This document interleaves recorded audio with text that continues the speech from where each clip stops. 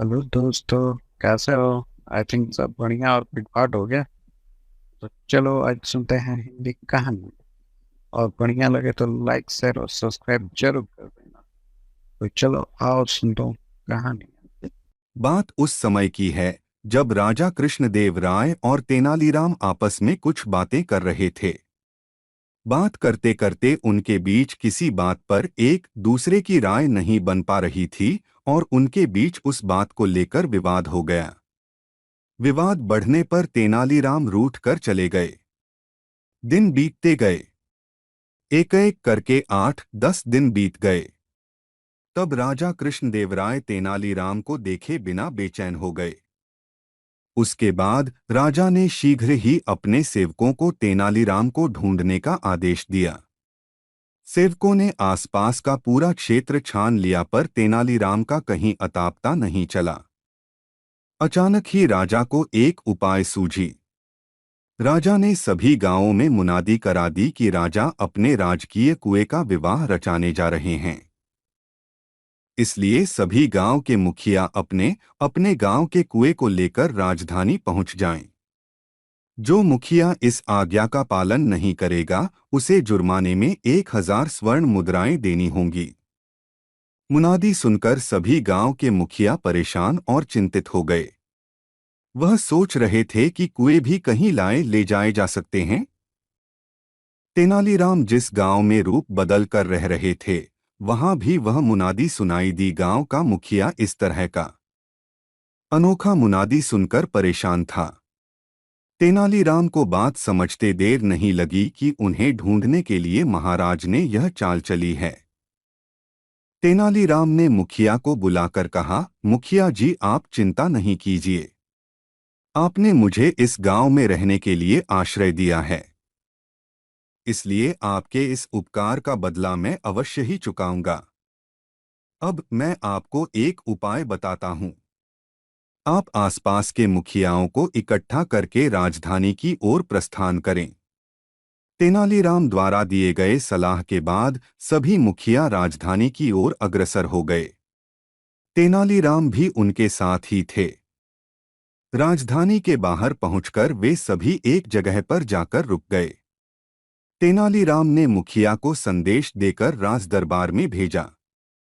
वह मुखिया दरबार में पहुंचा और तेनालीराम की राय के अनुसार बोला, महाराज हमारे गांव के कुएं विवाह में शामिल होने के लिए राजधानी के बाहर डेरा डाले इंतजार कर रहे हैं।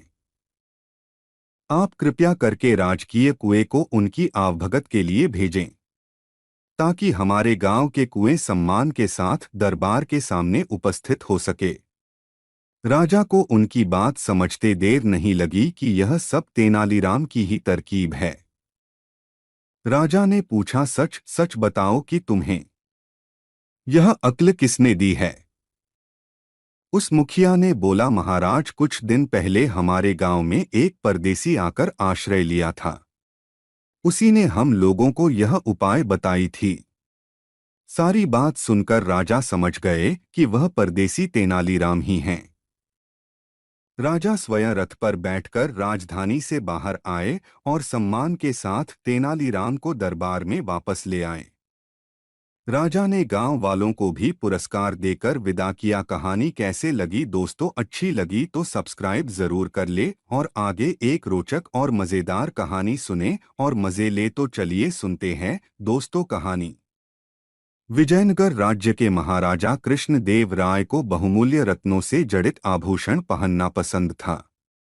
उन्हीं आभूषणों में से एक आभूषण अंगूठी थी, जिसे वे अपने उंगलियों में पहनते थे। वह अंगूठी कीमती रत्न से निर्मित थी और राजा को बहुत पसंद था। वह अंगूठी राजा कृष्णदेव राय के दिल के बहुत ही करीब था। राजा कृष्णदेव राय को उस अंगूठी को पहनकर राज दरबार में जाना बहुत अच्छा लगता था।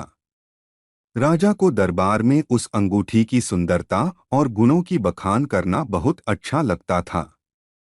एक बार की बात है, राजा कृष्णदेव राय बहुत ही चिंतित और उदास उदास सा चेहरा लेकर अपने दरबार में उपस्थित हुए सभी दरबारियों के साथ साथ तेनालीराम ने भी उनका वह परेशान और दुखी चेहरा देखा।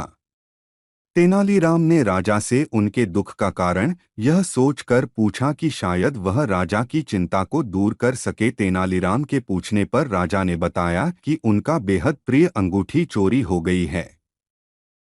साथ ही साथ राजा ने यह भी बताया कि होनहो उनकी अंगूठी उनके अंगरक्षकों में से ही किसी ने चुराई है। राजा को ज्ञात था कि उनके खुद की सुरक्षा के साथ साथ महल की सुरक्षा का इंतजाम इतना पुख्ता है कि कोई भी संदिग्ध व्यक्ति उनके आसपास भी नहीं आ सकता है। इसलिए उन्हें अपने अंगरक्षकों पर शक करना अनिवार्य हो जाता है। तेनालीराम कुछ विचार कर तुरंत महाराज को कहा कि मैं अंगूठी चोर को बहुत जल्द पकड़ लूंगा। तेनालीराम के इतना कहते ही राजा कृष्णदेव राय को बहुत प्रसन्नता हुई कि उनकी खोई हुई अंगूठी उन्हें पुनः प्राप्त हो जाएगी। राजा कृष्णदेव राय के 12 अंगरक्षक थे।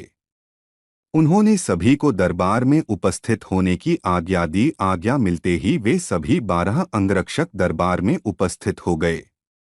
तेनालीराम ने सभी रक्षकों से कहा कि राजा कृष्णदेव राय की अति प्रिय अंगूठी चोरी हो गई है। महाराज को शक है कि उस अंगूठी की चोरी को आप सभी अंगरक्षकों में से ही किसी ने अंजाम दिया है। मैं अंगूठी की चोरी का पता तुरंत लगा लूंगा। इसलिए जो चोरी की है वह आगे आ जाए, नहीं तो उन्हें सख्त सजा राज दरबार की ओर से दी जाएगी। अंगरक्षकों में से किसी ने भी सजा के डर से स्वीकार नहीं किया कि चोरी उसने की है। तेनालीराम ने फिर बोला, ठीक है, तो अब आप सभी अंगरक्षक काली मां के मंदिर चलिए मेरे साथ। वही अब दूध का दूध और पानी का पानी होगा। तेनालीराम के साथ सभी अंगरक्षक मंदिर पहुंचे। मंदिर पहुंचने के बाद तेनालीराम ने मंदिर के पुजारी को एक छोटा सा कार्य करने को कहा। इसके बाद तेनालीराम ने सभी अंगरक्षकों को मंदिर में जाकर एक एक करके मां काली के पैर स्पर्श करने को कहा। सभी अंगरक्षक बारी बारी से मां काली के पैर स्पर्श करने के बाद आते तो तेनालीराम उनके हाथ को सूंघते और उन्हें एक किनारे खड़े हो जाने को कहते। तेनालीराम ने कहा, ऐसा करने से मां काली मेरे सपने में आकर सही चोर का नाम बताएंगी और निर्दोष बच जाएंगे। इस प्रकार सभी अंगरक्षक मां काली के पैर स्पर्श करके एक कतार में खड़े हो गए। वहीं मंदिर में खड़े महाराज को यह बात बड़ी विचित्र लग रही थी और मन ही मन खींच रहे थे कि तेनालीराम यह क्या कर रहे हैं। विद्वान तेनालीराम महाराज के चेहरे को पढ़ लिया था कि वे क्या सोच रहे हैं। महाराज और ज्यादा परेशान ना हो इसलिए तेनालीराम तपाक से चोर के बारे में बता दिया कि कतार में खड़े 7वें स्थान का अंगरक्षक ही चोर है। 7वें स्थान का अंगरक्षक अपनी ओर इशारा होते ही भागने लगा तो वहां पर उपस्थित राजा के सिपाही तुरंत उसे पकड़ लिया और बंदी गृह में डाल दिया। मां काली के सपने में आए बिना तेनालीराम ने चोर का पता लगा लिया था। महाराज ने उत्सुकतावश तेनालीराम से पूछा तो उन्होंने बोला कि मैं पहले से ही मंदिर के पुजारी को यह बता दिया था कि वह मां काली के चरणों में सुगंधित पदार्थ से लेप कर दे, जिसकी वजह से जो अंगरक्षक मां के चरण स्पर्श किए उनके हाथ सुगंधित हो गए। मगर जो अंगरक्षक अंगूठी की चोरी किया था वह सजा के डर से चरण स्पर्श नहीं किया, इसलिए उसके हाथ सुगंधित नहीं हुए और वह अपनी ही चालाकी में फंस गया।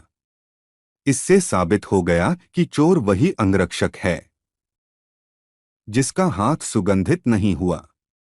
तेनालीराम ने हमेशा की तरह इस बार भी अपनी बुद्धि से चोर का पता कर लिया और महाराज के दिल में बस गए। महाराज प्रसन्न होकर उन्हें स्वर्ण मुद्राएं प्रदान किए हैं।